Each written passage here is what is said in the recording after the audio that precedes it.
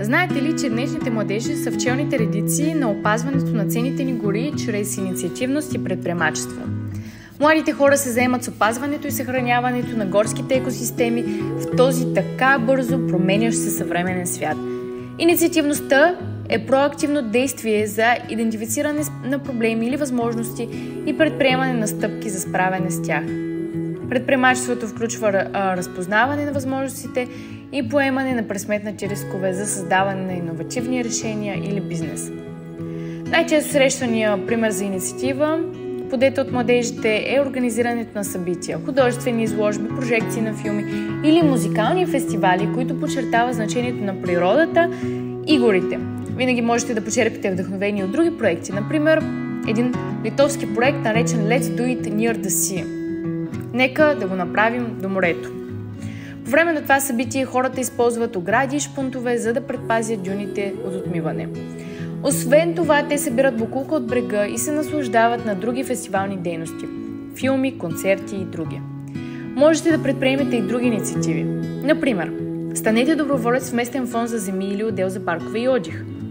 Засадете дървета, колкото повече, толкова по-добре. Разбира се, правете го на подходящо място, където е разрешено да се прави.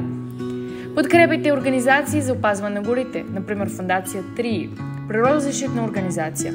Познавате ли някакви местни организации, които се занимават с проблемите на горите? Не можете да ги откриете, тогава бъдете вие инициатора на инициативата. Купувайте щадящи горите или сертифицирани продукти.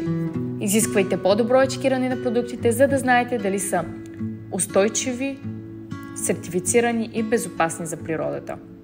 Посещавайте често горите и поканете приятелите си да прекарат известно време там. Опитайте се да започнете дискусия по въпросите на околната среда.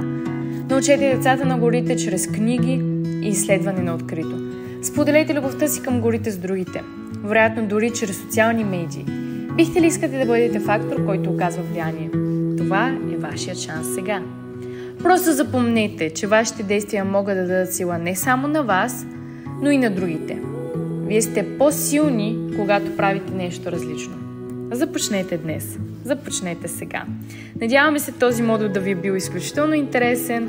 Можете да видите останалите модули, за да се вдъхновите и да бъдете част от промяната. Не изпускайте.